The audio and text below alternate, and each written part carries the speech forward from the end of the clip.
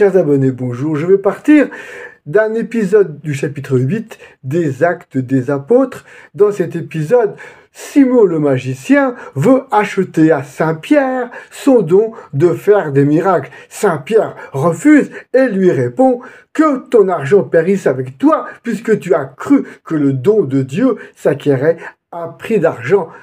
Cette pratique s'est appelée la simonie mais n'a pas disparu, elle s'est développée au Moyen-Âge, à la Renaissance et peut-être jusqu'à aujourd'hui. Au Moyen-Âge et à la Renaissance, il y avait une collusion entre les pouvoirs temporels et spirituels. On se vendait des choses qui ne devraient pas se vendre.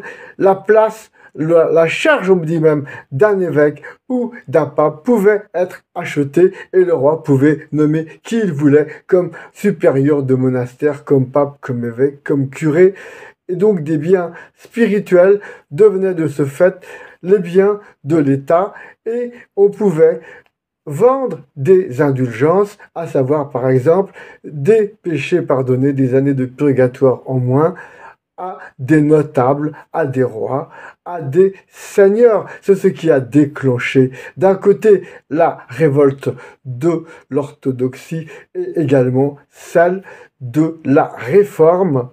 En Angleterre, à l'inverse, il y a eu l'anglicanisme qui a complètement intégré cette pratique car ça arrangeait cette collusion entre l'Église et les seigneurs, pas mal de monde. Mais est-ce qu'il y a encore aujourd'hui de la simonie? Est-ce qu'on vend encore des biens spirituels? Je pose la question puisque on parle beaucoup d'acheter des messes pour libérer de on ne sait combien de temps les âmes du purgatoire.